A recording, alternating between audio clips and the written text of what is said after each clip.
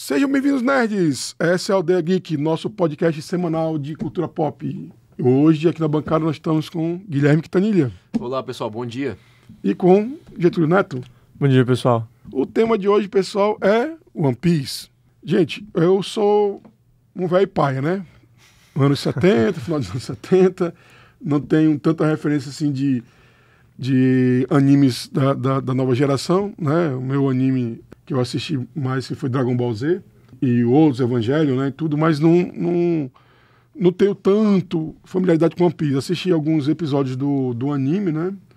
E sei alguma coisa muito por alto. Sei que a tribo lá deles é o Mugiwara, né? A tripulação. A tripulação são os Mugiwaras, né? Os chapéus de palha. Eu sei que se trata de uma história de piratas, né? Exatamente. Os piratas. Eu não soube identificar se passa no mundo real, no mundo imaginário, como Dragon Ball, né? Que também não é bem na Terra, né? Uma Terra meio diferente, né? One Piece é a mesma coisa. É considerada a Terra, mas é completamente modificada, é completamente fictícia essa Terra. O que tu pode falar, Neto, sobre One Piece aí, assim, pra uma pessoa que é leiga, que não conheça nada sobre o anime? Bom, primeiramente, como o senhor comentou, One Piece ele é um anime que, por mais que ele ainda seja considerado da antiga geração, ele é do final, né, dessa geração. E atualmente, a maior parte das pessoas, muito provavelmente o senhor também, deve ter conhecido One Piece, pelo menos o anime, pela Netflix. Isso. Né, que disparou o anime novamente. O One Piece estava meio para baixo em questão de novos, eu diria espectadores, mas novas pessoas, novos fãs. E a Netflix deu esse ar pro One Piece respirar. Então, primeira dica, né? Se quer ir atrás de qualquer conteúdo de One Piece, comece pela Netflix. Ela liberou um conteúdo dublado, tem uma dublagem muito boa, né? E isso é o pontapé inicial para qualquer coisa. Falando agora um pouco sobre o anime, né?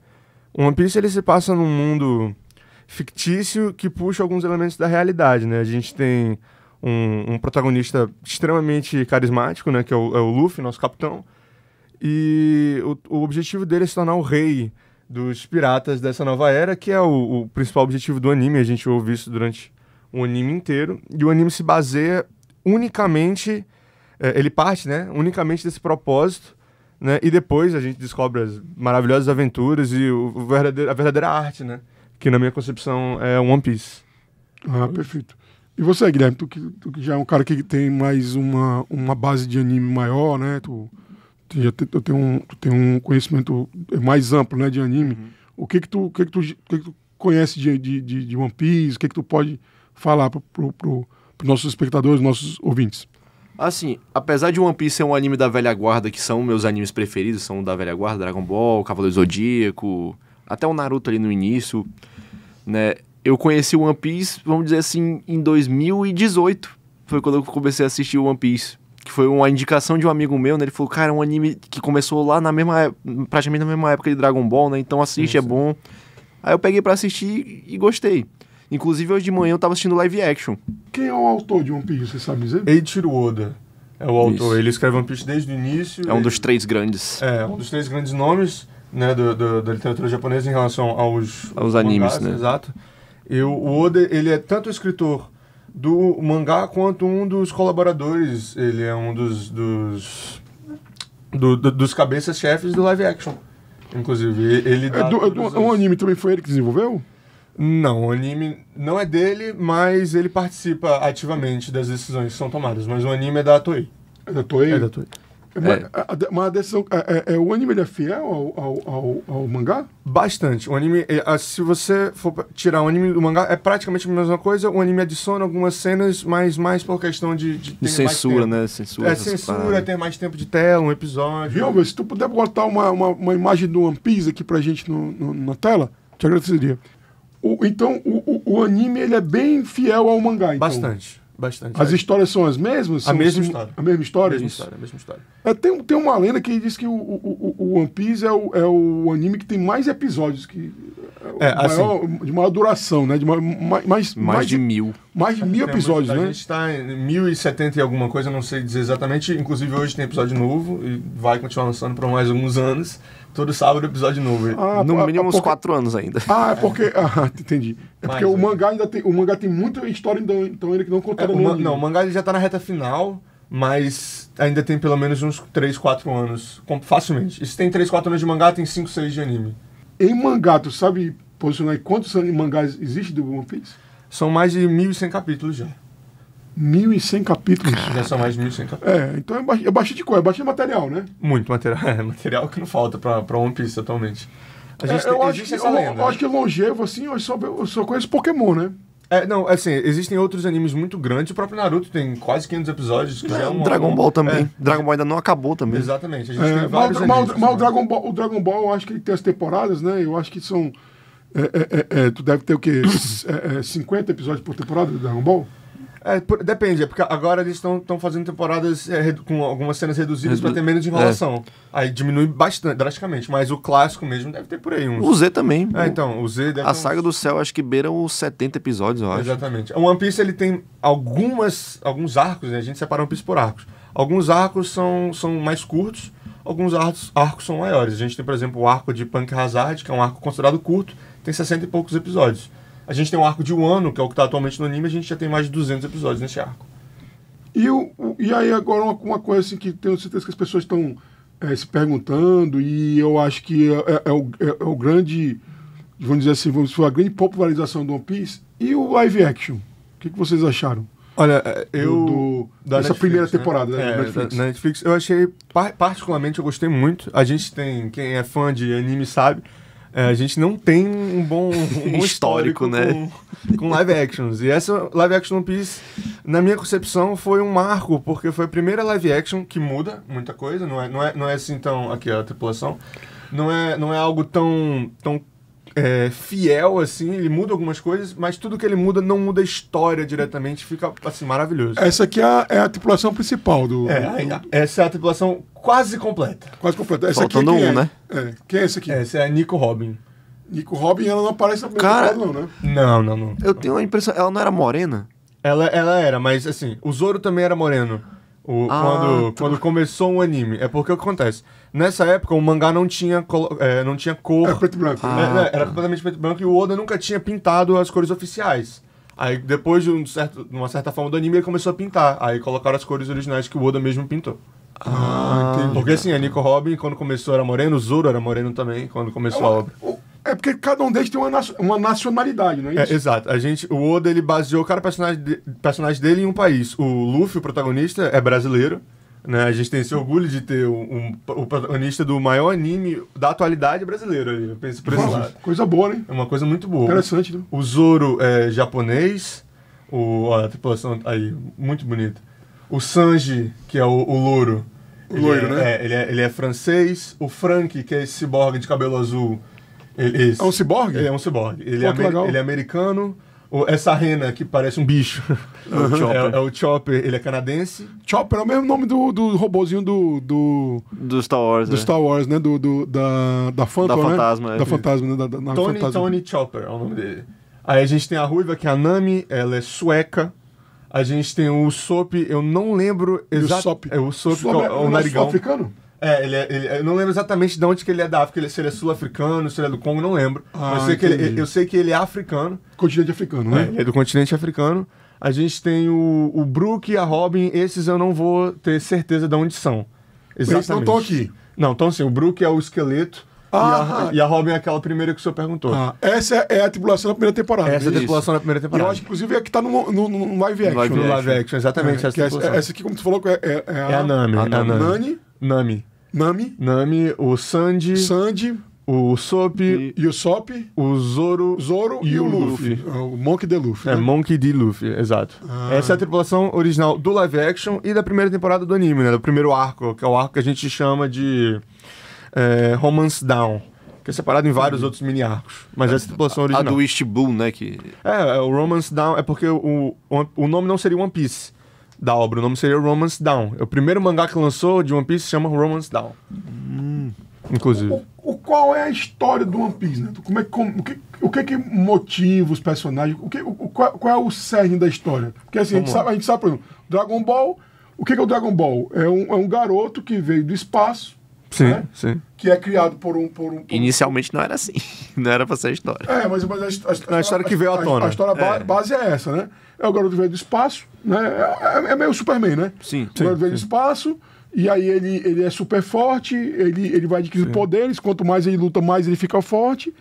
E ele vira um grande lutador. E aí você tem os desdobramentos. Ele luta com ciborgue, luta com deuses, com semideuses. Vira extraplanetário, extragaláctico.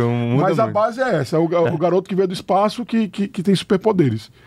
E qual é a base do One Piece? Qual é a base da história do One Piece? Vamos lá. O One Piece ele começa... eu vou falar da visão do nosso protagonista, que é o do Luffy.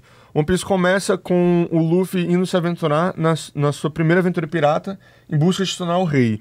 Mas por que ele tá indo se tornar um rei? Justamente. Essa história dele querer ser o rei e de existir essa grande era pirata é que o antigo rei pirata, que é conhecido como Goldie Roger, ele foi sentenciado à morte e durante o seu palanque de morte ele foi perguntado: Rei dos Piratas, aonde está o seu tesouro? Né? O que aconteceu? E seu tesouro? O que é o seu tesouro?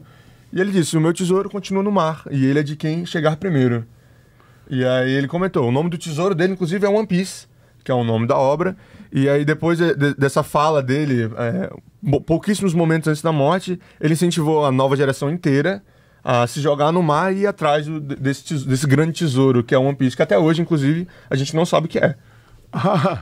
Então, assim, o One Piece, ninguém sabe o que é o One Piece. Ninguém sabe o que é o One Piece. One Piece é uma tradução rasa, é um pedaço. Um pedaço. É uma peça, né? Exato. Uma peça, um pedaço.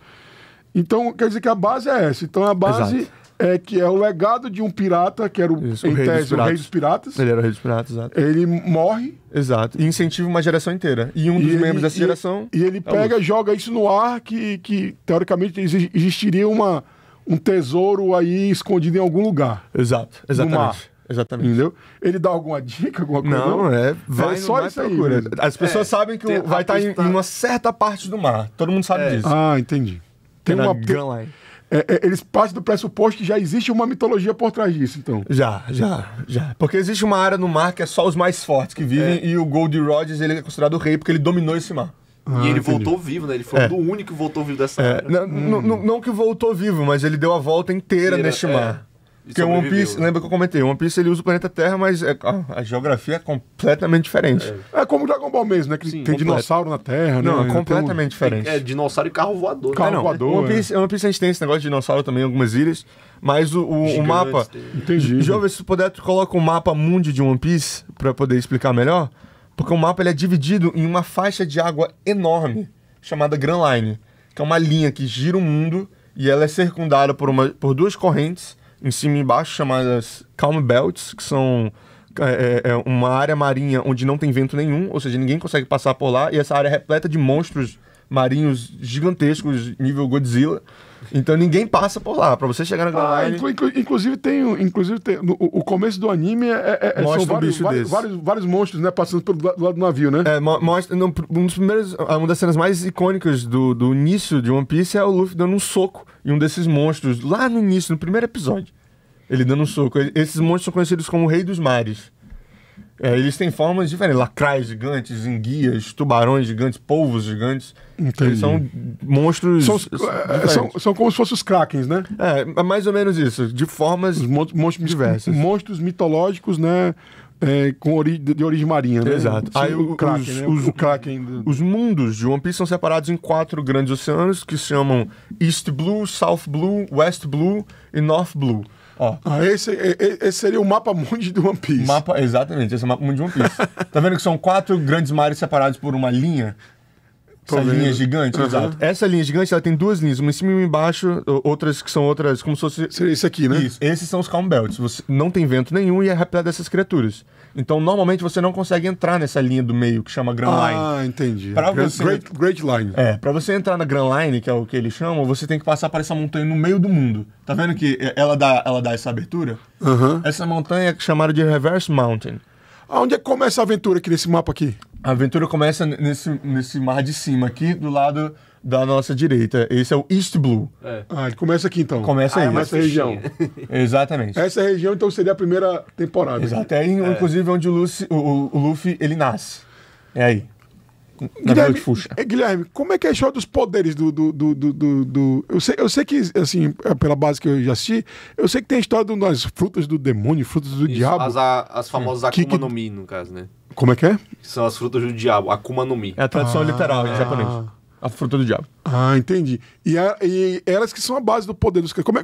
Como é que funciona isso aí, Guilherme, no anime? Do que eu vi, o Luffy ele adquiriu esse poder porque ele comeu essa fruta. Sim. Aí ele ficou igual borracha, elástico, tudo.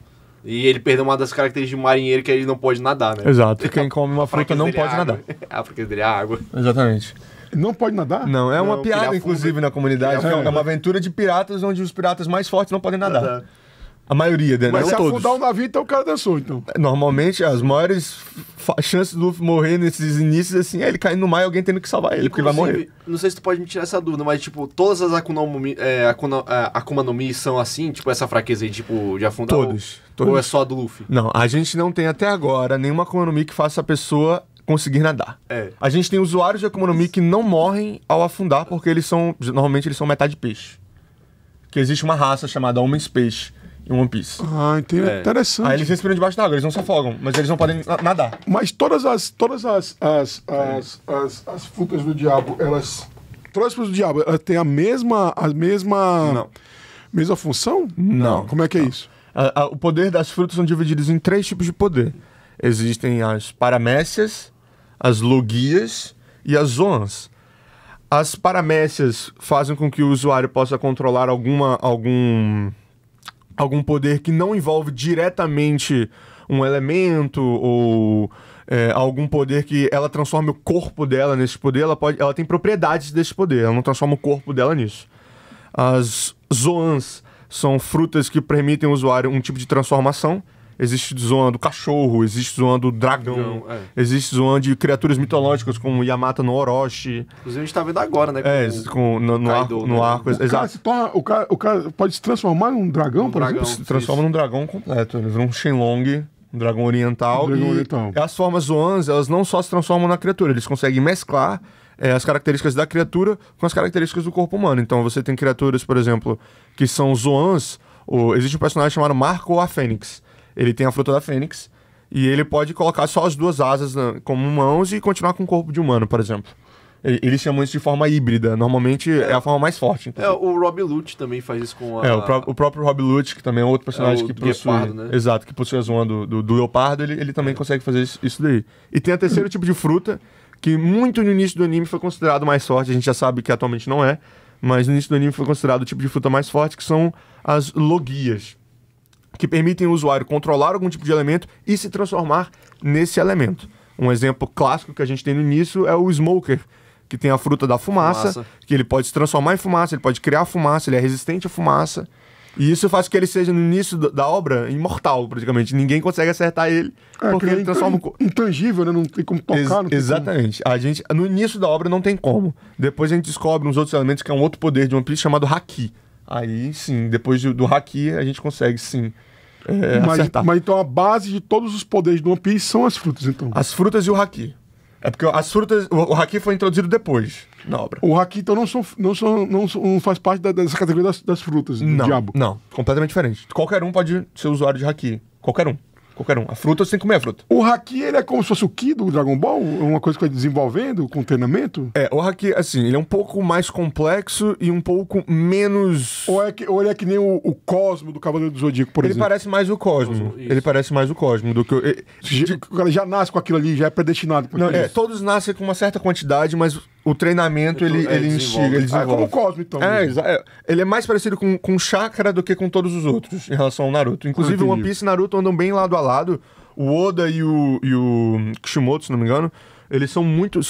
Eles bebem muito da mesma fonte, né? A gente tem várias, inclusive, capas de One Piece com o Luffy comendo ramen com uma raposa de 9 caudas. É bem interessante isso. É bem parecido esse sistema de Haki e chakra. Interessante. Esses autores japoneses, né? O do Dragon Ball, que é o... É o pai deles aí, tudinho. Como é o nome dele? O Akira Toriyama. Akira Toriyama, né? Aí o do One Piece é o... Eiichiro Oda. Eiichiro Oda. E o do Naruto é Masashi Kishimoto. Masashi Kishimoto. Kishimoto, né? Que é de Naruto. E o Masami Kurumada de Cavaleiros. É, que é o Kurumada. Masami Kurumada, né? Realmente, esses caras realmente eles criaram realmente um feedback de digamos assim, uma mitologia, né? Sim, muito bacana, né, cara? Eu acho, assim, a cultura japonesa já era muito rica já. Sim. E esses caras só enriqueceram mais, né? E eles pegam, todos eles bebem da cultura É isso que eu ia falar. tradicional japonesa, né? Dos samurais, né? É legal que dos guerreiros.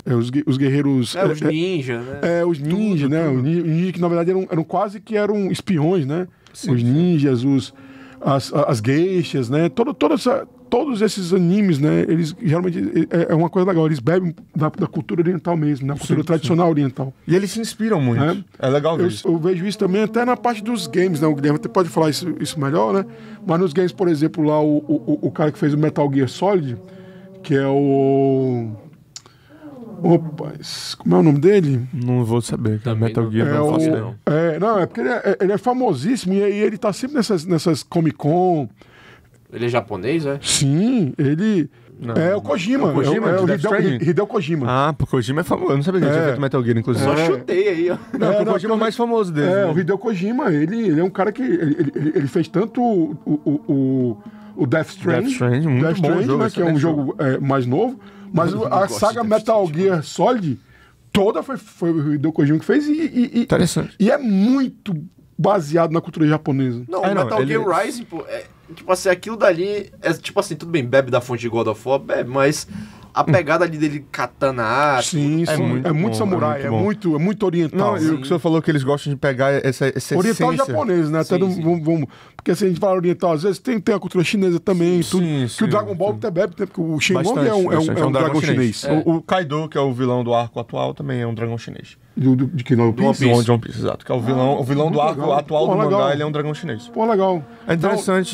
Dá uma sensação mais cosmopolita, né? Era isso que eu ia explicar. Né? Porque assim, os dragões chineses, os japoneses, eles aceitaram, né? Esse dragão chinês pra eles também é considerado... porque o japonês é meio diferente mesmo, ele parece um leão, né? Ele tem por exemplo, o dragão do Kaido, ele não tem só o bigode do dragão chinês, ele tem um bigode, ele tem uma juba atrás, ele tem todo um... Ele é quase um dragão japonês. Ele é quase um dragão japonês, é verdade. E aí, o que é interessante, porque o que acontece?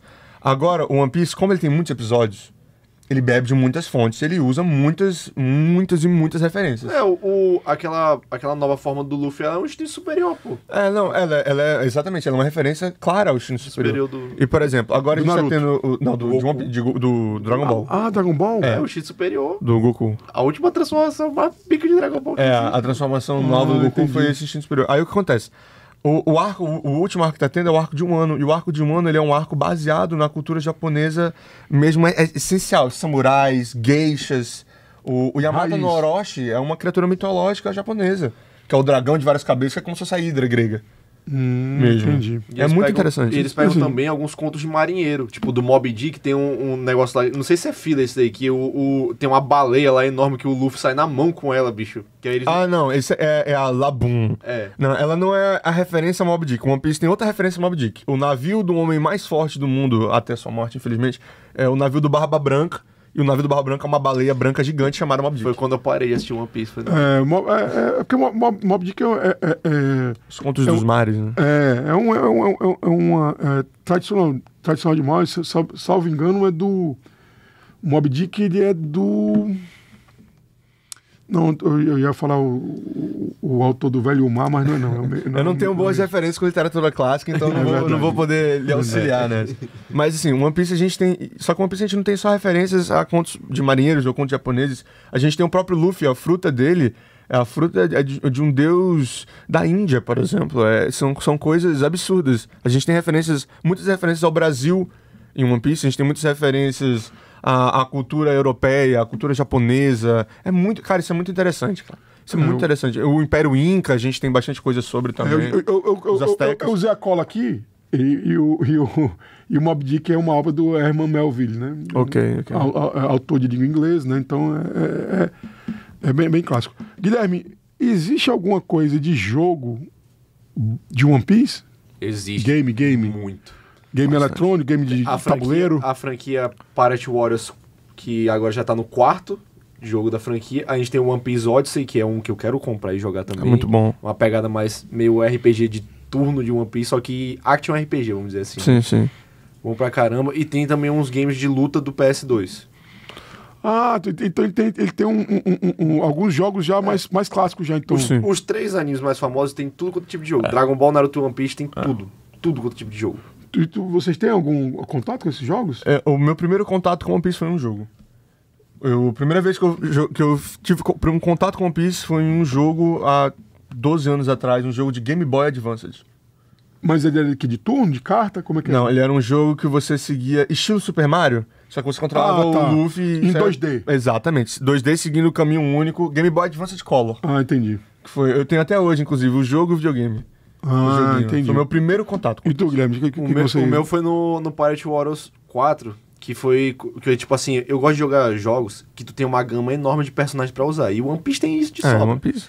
Aí, O cara, que não falta é personagem. No Pirate Warriors 4 é aquele jogo que tu controla o personagem lá, tipo, num mundo semi-aberto, né, e tu vai matando um monte de gente, vai avançando nas ilhas lá pra tomar tudo. É de Crash, então. Sim. É um Devil May Cry de One Piece, só que com todos os Devil May personagens. Cry. É como se fosse um The Witcher. O The Witcher É um RPG meio slashing da vida. É.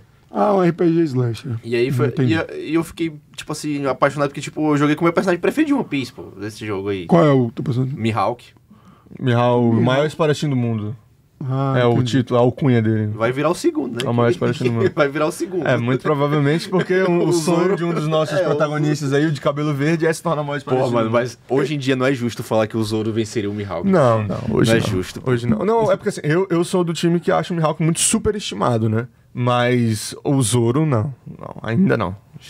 O Mihawk a gente tá falando O de Zoro nível ele tem uma alto. característica bem diferente, que ele luta com 3 espadas, né? Exato. É o estilo Santoryu, que é um estilo que o Oda colocou isso porque é um estilo considerado uma piada, né? Você usar uma espada na boca é considerado uma piada. Só que ele colocou isso na obra e ficou muito interessante, né? Porque o Zoro não só luta com 3 espadas, ele luta com uma, com 2 e com 3. Só que sim. Os ataques mais fortes são com 3 espadas e isso é interessante. É uma piada que se tornou um ícone do personagem, né? Semana passada a gente falou sobre a Ahsoka Tano, né? Que ela é uma especialista em luta com 2 sabres, né?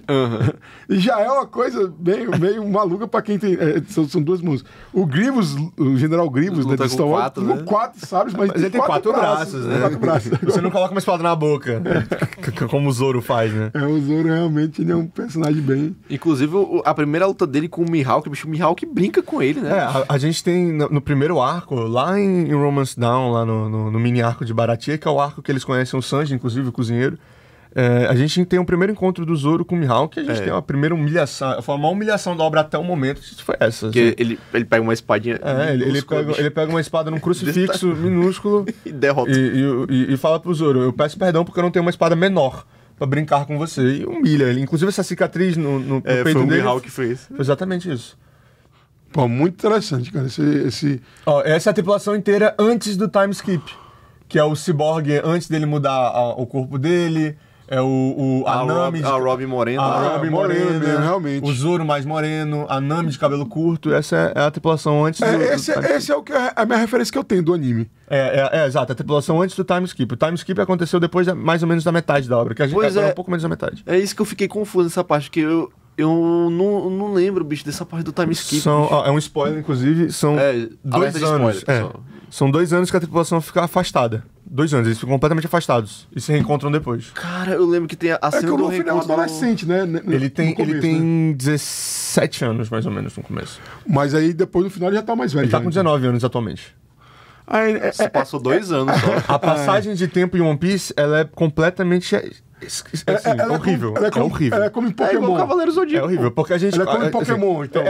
Exato. O Ash Ketchum tem 10 anos a 20 anos. O Luffy tá com... Ele fez 19 anos, né?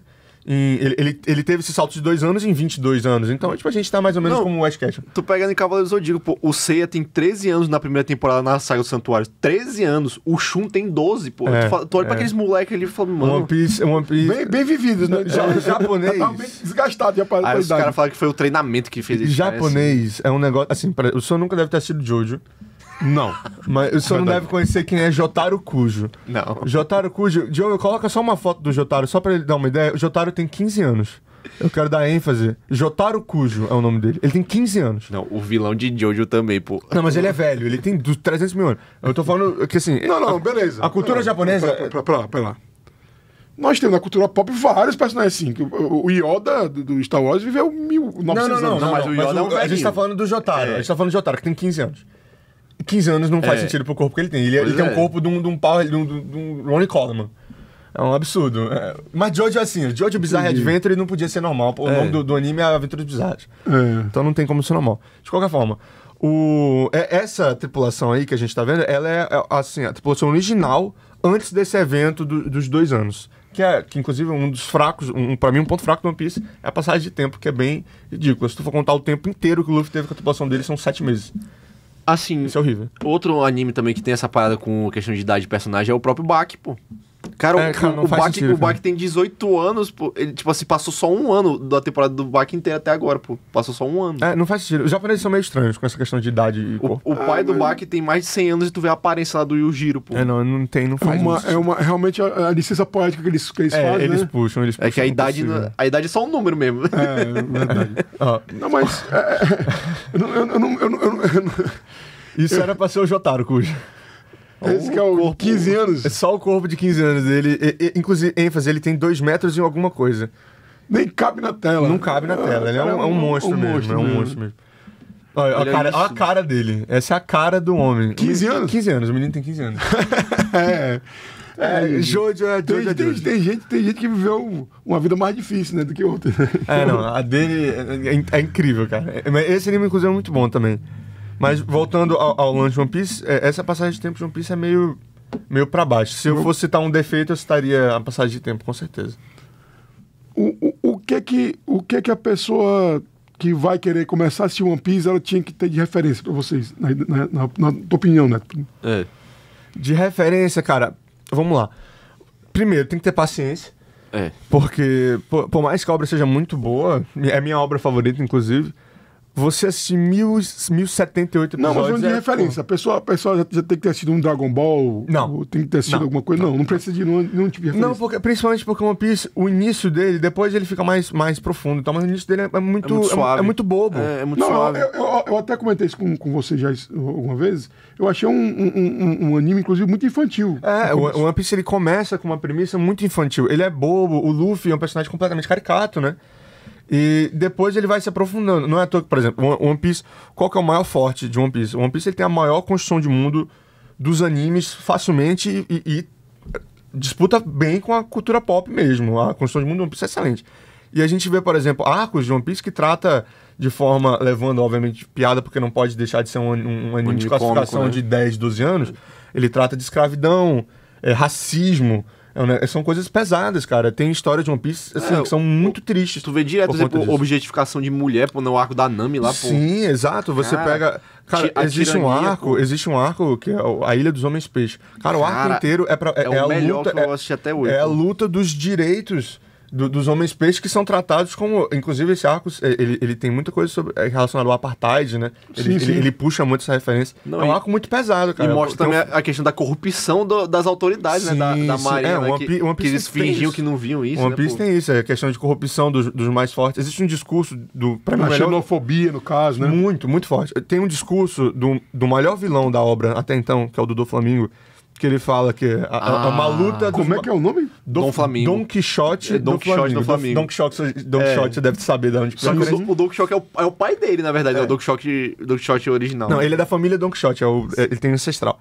Mas de qualquer forma, ele tem um discurso numa luta entre piratas e marinheiros que a marinha, ela grita pro mundo que tá lutando pelo bem, pela justiça, e a gente sabe que a marinha é completamente corrupta no mundo de One Piece, né? E ele fala, a marinha é do bem e os piratas são do mal, isso aí não faz diferença nenhuma. Quem tá no topo é quem dita o que é certo e o que é errado. E isso em One Piece é o ditado máximo, porque a gente sabe que quem tá no topo é extremamente corrupto, né? E a gente não pode, óbvio, a gente não pode passar pano pra pirataria, porque por mais que eles sejam protagonistas bonzinhos, são piratas, eles continuam sendo piratas, né? Não, e detalhe, o que é engraçado é que, tipo assim, eles são, vamos dizer assim, a minoria, né? Porque eles são os piratas do bem que derrotam os piratas do mal. Exato. Eles fazem o trabalho da marinha. Exatamente. É isso que o pessoal fica indignado. Exatamente. E coisas que a Marinha, por exemplo, o do Flamengo, que é o vilão que eu comentei agora, ele é um vilão que ele é bancado pela Marinha. Ele é bancado pela... Praticamente. O Arlong também, pô. Não, o Arlong, eles passavam um pano. O do Flamengo, ele era bancado. Porque existe no One Piece um sistema chamado Shichibukais. Shichibukais são corsários. São 7 corsários também, referência a um mundo pirata que existe, que já existiu, né? Sim, sim. E esses 7 corsários são piratas que o governo permite que existam. Porque eles ajudam o governo, eles fazem trabalho pro governo e tal. E normalmente esses piratas são grandes vilões dos arcos, porque a gente sabe que pirata é pirata. A minha história dos piratas que existiram mesmo no mundo real, Bartolomeu, Morgan, né? Aquela história que eles... todos os personagens que existem em One Piece. Bartolomeu Barba Negra, pô. inclusive, o Barba Negra é o maior pirata que existiu, né? Teach. É um pirata Teach. Mas os 2 maiores piratas do mundo real eram Morgan e Bartolomeu, né? Que são os mais famosos. Em tese são os piratas que criaram... Isso é falado em algumas obras, né? Mas no Piratas do Caribe, até de forma meio caricata, é falado sobre o Código Pirata, né? Que diz que os Morgan e Bartolomeu escreveram o Código dos Piratas. Eles tinham um código de ética, digamos assim. No One Piece a gente tem o Morgan, a gente tem o Bartolomeu, a gente tem o Teach, que no mundo real é considerado um dos piratas mais cruéis da história, que é o Pirata Barba Negra. Sim.